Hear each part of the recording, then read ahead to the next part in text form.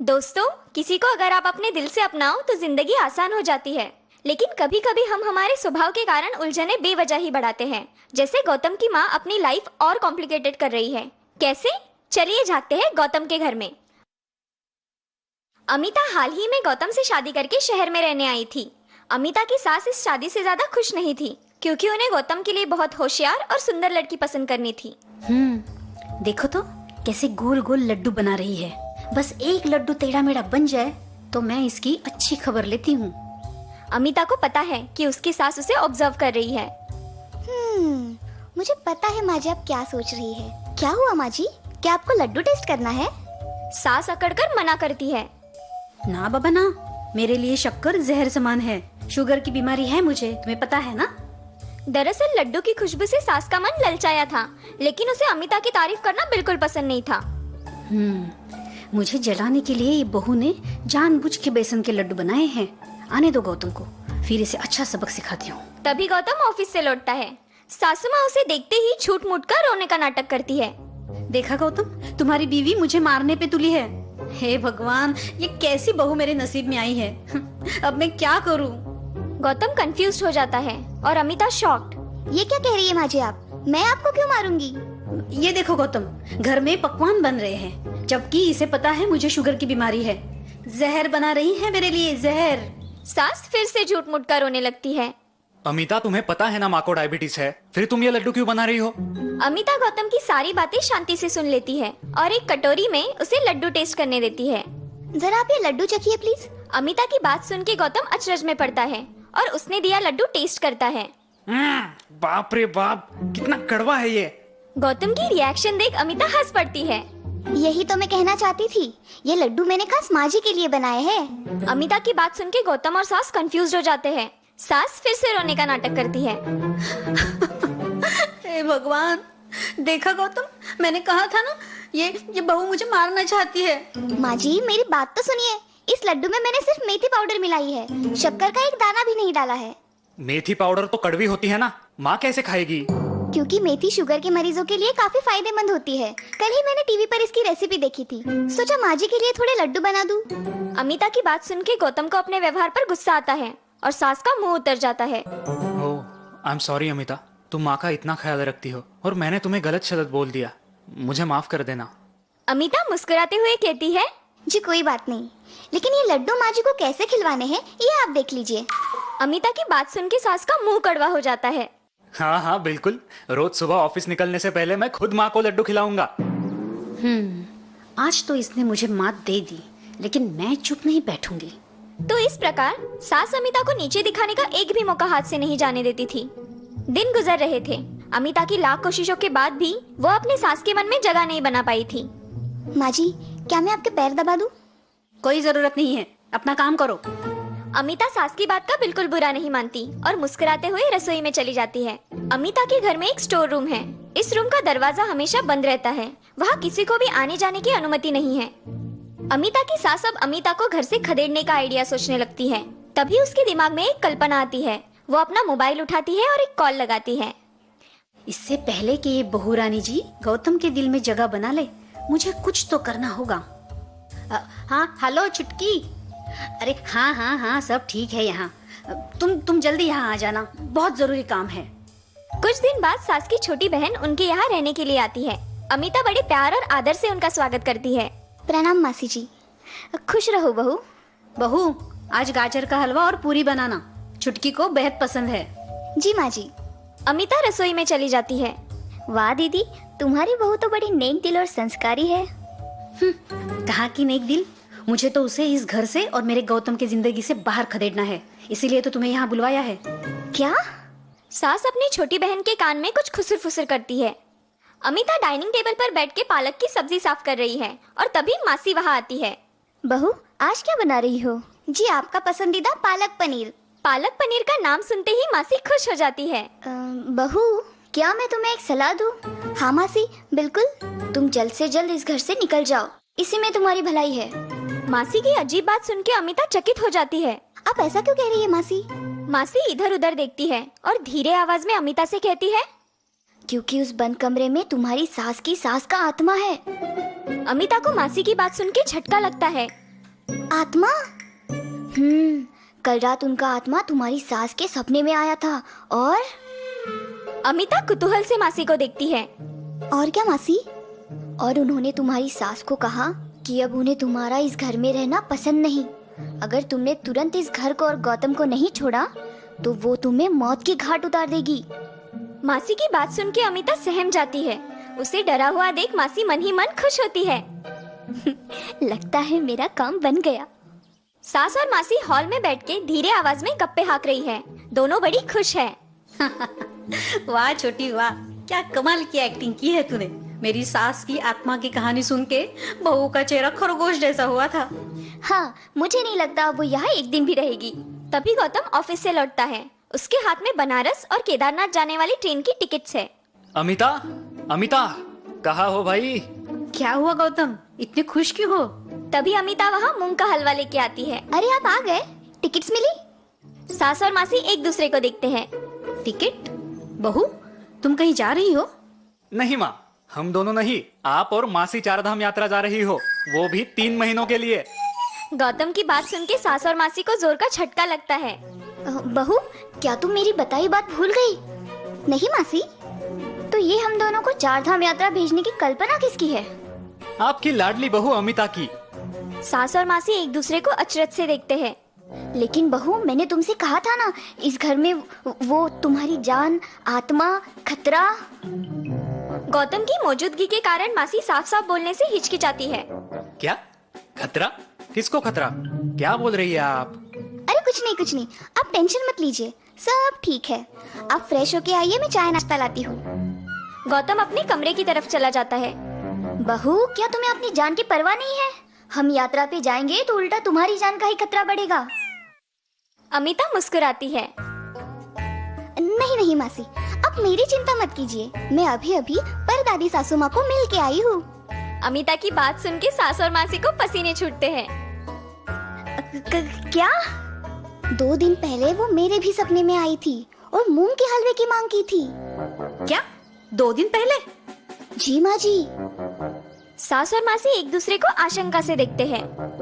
जी माँ जी, और आज शाम जब मैं उन्हें हलवा देने गई थी तो उन्होंने आप दोनों को चारधाम यात्रा भेजने की इच्छा जाहिर की। लेकिन फिर तुम्हारी सास को उन्होंने तुम्हें मौत के घाट उतारने की बात क्यों बताई? वो शायद मैंने मूंग का हलवा देने में उन्हें देर कर दी ना, इसीलिए कहा होगा। लेकिन आज हलवा देख के बड़ी खुश हो गई। सास और मासी समझ जाते हैं कि उनकी तरकीब उन्हीं पे पलटी है। रात को सास और मासी यात्रा की तैयारी में जुट जाते हैं। दीदी, तुम्हारी बहू बहुत चालाक है। तुम खामखा उसे अनपढ़ गवार समझती हो। चेहरे की सुंदरता से दिमाग की अहमियत ज्यादा है, ये बात अब तुम स्वीकार कर ही लो। मासी की बात सुन के सास का चेहरा देखने लायक होता है। अच्छा हुआ मैंने उस दिन इन दोनों की प्लानिंग सुन ली थी, वरना मैं सचमुच डर के ये घर और गौतम जी को छोड़ के चली जाती।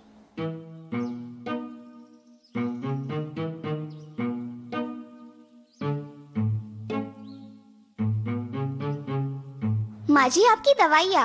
अब 3 महीने यहाँ की बिल्कुल चिंता मत कीजिए, मैं सब संभाल लूंगी।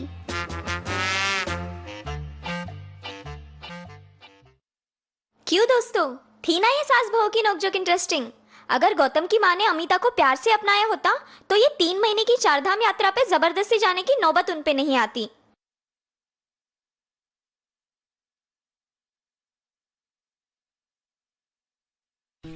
मंजुला अपने माता पिता की इकलौती और लाडली संतान थी।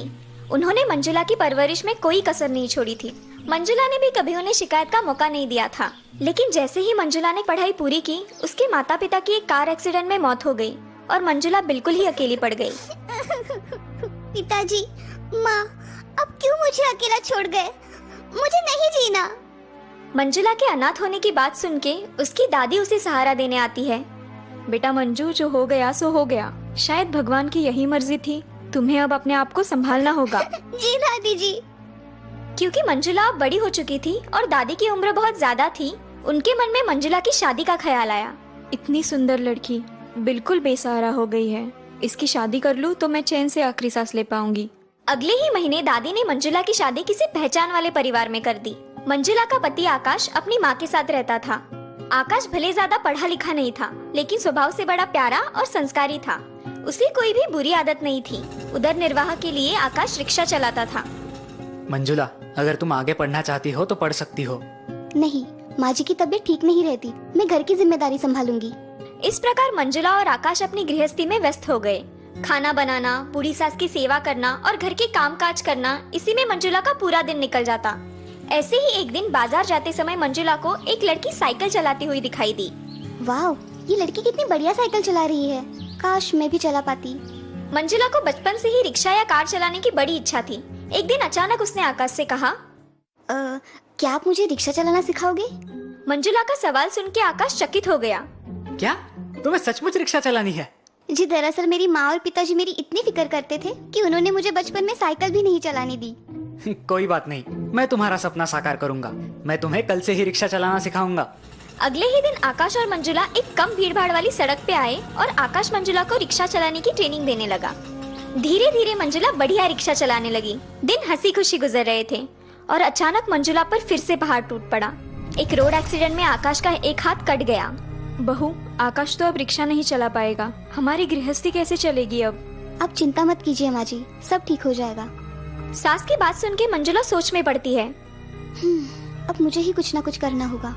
मैं ज्यादा पढ़ी लिखी भी नहीं हूँ, नौकरी भी नहीं मिलेगी। तभी मंजुला की सास आकाश का रिक्शा ड्राइवर का यूनिफॉर्म लेके वहाँ आती है। बहू, इस यूनिफॉर्म का अब कोई फायदा नहीं। आकाश इसे देखकर और दुखी होगा। तुम इसे किसी गरीब को दे आओ। यूनिफॉर्म देखते ही मंजुला की आंखों में चमक आती है। जी माँ जी। मंजुला घर के कामकाज निपटा के आकाश का यूनिफॉर्म पहनकर बाहर निकलती है। दिन भर आकाश की रिक्शा चलाती है और शाम को घर लौटती है। आकाश, बहू कहाँ गई है? तुम्हें कुछ पता है? नहीं माँ, वो गई तब शायद मैं नींद में था। और मैं मंदिर गई थी। अब दिन ढलने को है लेकिन बहू का पता नहीं। मुझे चिंता हो रही है। तभी आकाश का यूनिफॉर्म पहने मंजुला वहाँ आती है। चिंता करने की कोई बात नहीं माँ जी। मंजुला को यूनिफॉर्म पहने देख सास और आकाश चकित हो जाते हैं। मंजुला, तुम ये यूनिफॉर्म पहन के कहाँ गई थी? बहू, मैंने तो तुम्हें ये यूनिफॉर्म दान करने कहा था ना। हाँ माँ जी, लेकिन ये यूनिफॉर्म इनके लिए बहुत अमूल्य है। मंजुला की बातें सुन के सास और आकाश भावुक हो जाते हैं। माँ जी, ये लीजिए 500 रुपए, मेरी आज की कमाई। अब हमें गृहस्थी की चिंता करने की कोई जरूरत नहीं। मतलब आज तुमने हमारी रिक्शा चलाई? जी हाँ, और ये मेरी पहली कमाई है। आपकी ट्रेनिंग आज इस कठिन वक्त में हमारे काम आ रही है। मैं बहुत खुश हूँ। मंजुला की समझदारी देख के उसकी सास उसे शाबाशी देती है। बहू, तुम सचमुच में हमारा अभिमान हो। हर घर में तुम्हारी जैसी समझदार बहू होनी चाहिए। हम सचमुच भाग्यवान हैं।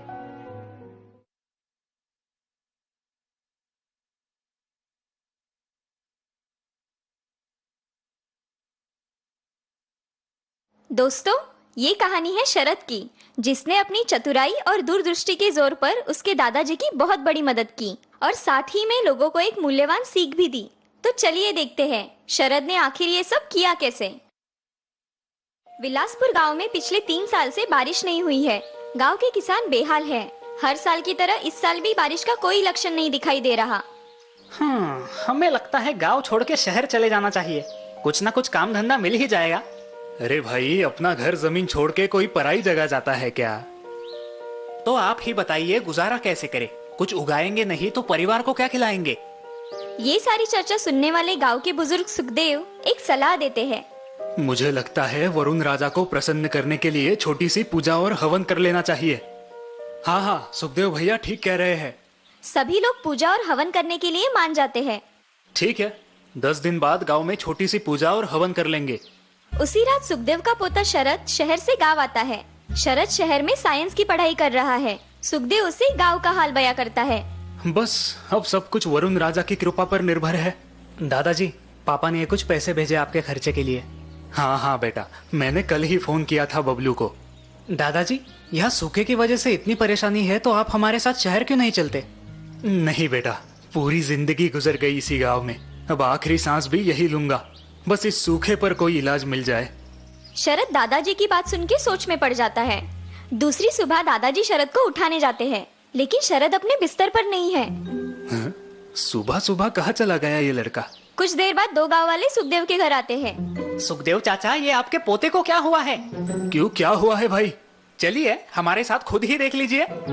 सुखदेव गांव वालों के साथ अपने खेत पर जाते हैं। और वहाँ का दृश्य देखकर चौंक जाते हैं। शरद, ये क्या कर रहे हो बेटा? दादाजी, मैं पानी जमा करने के लिए यहाँ छोटा सा तालाब तैयार कर रहा हूँ। तालाब बना रहा है ये। ये क्या मजाक कर रहे हो भाई? पिछले 3 साल से यहाँ बारिश की एक बूंद भी नहीं टपकी है। ये शहर के लोग खुद को बहुत होशियार समझते हैं। बेटा, क्यों इतनी मेहनत कर रहे हो बेवजह? बारिश नहीं आई तो तुम्हारे सारे परिश्रम बेकार हो जाएंगे। सुखदेव और गांव वालों की बातें सुनकर शरद सिर्फ हल्के से मुस्कुराता है। दादाजी, हाथ पे हाथ धरे बैठने से कुछ नहीं होगा ना? कोशिश करने में क्या बुरा है? शरद की बात को गांव वाले हंसी मजाक में लेते हैं और वहाँ से चले जाते हैं। अगर तुम्हें विश्वास है कि कुछ ना कुछ अच्छा होगा तो मैं कल 2 लोग और तुम्हारी सहायता के लिए भेजता हूँ। हाँ दादाजी, वो बहुत अच्छा होगा। 5-6 दिन ऐसे ही निकल जाते हैं। शरद 2 मजदूरों की मदद से एक छोटा सा तालाब खोद लेता है। एक तरफ सुखदेव अपने पोते की मेहनत देख रहा है और दूसरी तरफ गांव वाले उस पर हंस रहे हैं। सुखदेव के पोते का दिमाग खराब हुआ है। वरुण देवता के साथ साथ उसके लिए भी पूजा करवाते हैं। गांव वालों की बातें सुन के सुखदेव को बुरा लगता है। उस रात अचानक बादल गरज उठते हैं, धुआंधार बारिश होने लगती है। गांव वाले खुश हो जाते हैं। दूसरे ही दिन गांव वाले नुक्कड़ पर जमा होते हैं। रात की बारिश की वजह से सारे खुश हैं। चलो, भगवान ने हमारी सुन ली। इस साल अच्छी फसल उगाएंगे। हाँ, लेकिन कल रात की बारिश की वजह से सिर्फ ऊपर ही जमीन गिली हुई है। नीचे की मिट्टी सूखी की सूखी है और अब फिर बारिश कब होगी पता नहीं। अब जुताई तो कर सकते हैं, लेकिन अगर फिर से बारिश नहीं हुई तो बुआई करना मुश्किल होगा।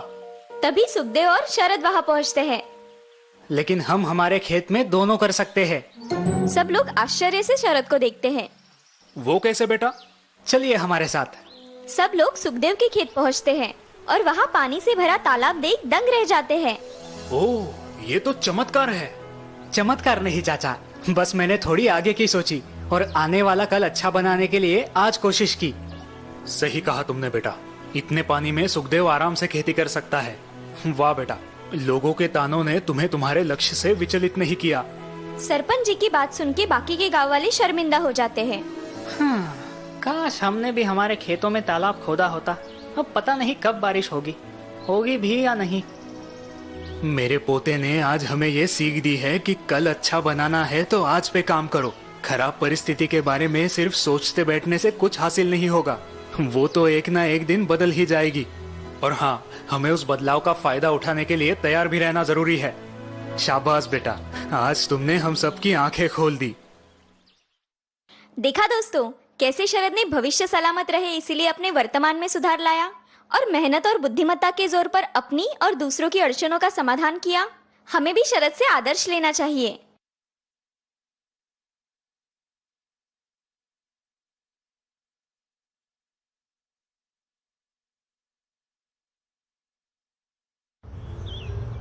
एक गांव में मक्खीलाल नाम का एक आदमी रहता था।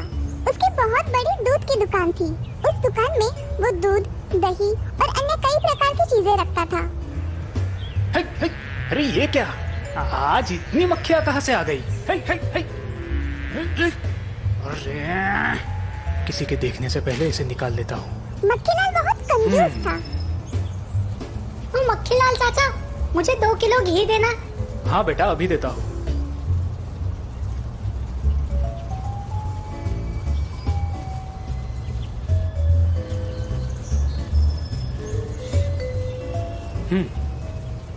अरे ये क्या मक्खीलाल चाचा, इसमें तो मक्खी गिरी है। क्या? मक्खी? दिखाओ तो जरा। लड़का मक्खीलाल को घी का डिब्बा दिखाता है। रुको बेटा, मैं तुम्हें अभी दूसरा घी का डिब्बा देता हूँ। मक्खीलाल उस घी के डिब्बे में से मक्खी निकालता है और वही डिब्बा उस लड़की को देता है। लो, ये लो बेटा, अब ठीक है ना? हाँ मक्खीलाल चाचा, चलो अब मैं चलता हूँ।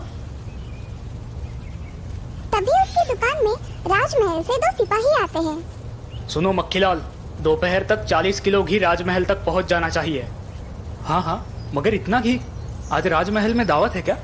हाँ, आज महाराज ने सभी मंत्रियों के लिए दावत रखी है। ठीक है, चिंता मत करो, आपको घी वक्त पर मिल जाएगा। सिपाही वहाँ से निकल जाते हैं और मक्खीलाल घी बनाने की तैयारी शुरू कर देता है। सुनो सुखीलाल, आज दोपहर तक 40 किलो घी राजमहल में पहुंचाना है। चलो जल्दी जल्दी काम पर लग जाओ। पर मालिक, 40 किलो घी बनाने के लिए अपने पास इतना दूध ही नहीं है। एक काम करो, जितना भी दूध है उसमें आधा पानी मिला दो। इससे काम हो जाएगा। पर मालिक, ऐसा करना ठीक नहीं रहेगा। अगर ये महाराज को पता चल गया तो वो हमें दंड करेंगे।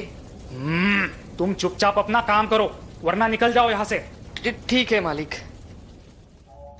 सुखीलाल दूध में पानी मिलाता है, फिर भी दूध कम पड़ता है। ये बताने सुखीलाल अपने मालिक के पास जाता है। मालिक, मैंने दूध में पानी मिलाया, फिर भी 40 किलो घी नहीं हो रहा है। अब हम क्या करें? ठीक है, तुम बाहर जाओ और दुकान संभालो, इसे मैं देखता हूँ। ठीक है मालिक।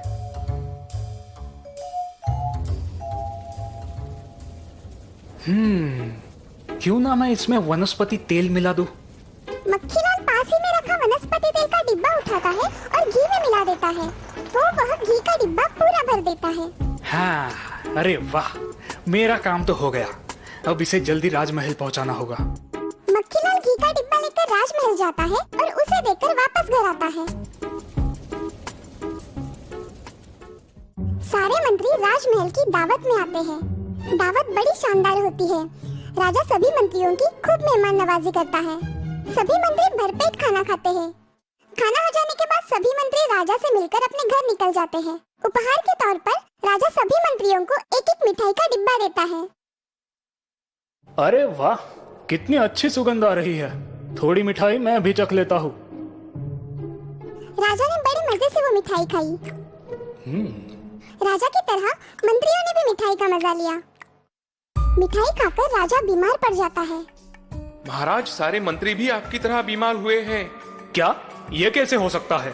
लगता है मिठाई में कुछ गड़बड़ थी। जाओ, जाकर हलवाई को बुलाओ। जी महाराज। अरे ओ मूर्ख, तुमने ये कैसी मिठाई बनाई? तुम्हारी मिठाई खाकर सभी लोग बीमार पड़े हैं। महाराज, मैंने तो सभी चीजें बराबर डाली थी। मुझे नहीं पता महाराज। महाराज, मुझे लगता है कि मक्खीलाल की घी की वजह से यह सब हुआ होगा। क्या तुम्हें पूरा यकीन है कि ये सब उस घी की वजह से बीमार पड़ गए हैं? हाँ महाराज, क्योंकि उस घी में से मुझे वनस्पति तेल की खुशबू आ रही थी। इसका मतलब मक्खीलाल मिलावट करके सभी को धोखा देता है। सेनापति, 2 सिपाहियों को मक्खीलाल के घर भेजो और नजर रखने बोलो। जी महाराज। सिपाही मक्खीलाल के घर के पास पहुंचते हैं और छुपकर देखने लगते हैं। मक्खीलाल घी में वनस्पति तेल मिला रहा था। अरे ये क्या? ये मक्खीलाल तो मिलावट करके सभी लोगों को फंसा रहा है। हाँ, हमें इसे रंगे हाथ पकड़कर महाराज के पास लेके जाना चाहिए। हाँ, चलो जल्दी। सिपाही मक्खीलाल के घर जाते हैं और उसे रंगे हाथ पकड़ते हैं। घी में मिलावट करते हो? चलो अब महाराज के पास चलो। नहीं, मुझे माफ कर दो। चलो, तुम्हें जो भी कहना है महाराज के सामने कहना। सिपाही मक्खीलाल को लेकर राजमहल आते हैं। महाराज, इस मक्खीलाल को हमने रंगे हाथ पकड़ा है, घी में मिलावट करते हुए। क्या इसका मतलब तुम सभी लोगों को फंसाते हो? मुझे माफ कर दो महाराज, मुझसे गलती हो गई। मैं दोबारा ऐसा काम नहीं करूंगा। सेनापति, इसे यहाँ से ले जाओ और काल कोठरी में डाल दो। नहीं महाराज, मुझे माफ कर दो, मैं दोबारा ऐसा नहीं करूंगा। महाराज मक्खीलाल की बात नहीं सुनते और सेनापति उसे काल कोठरी में डाल देता है।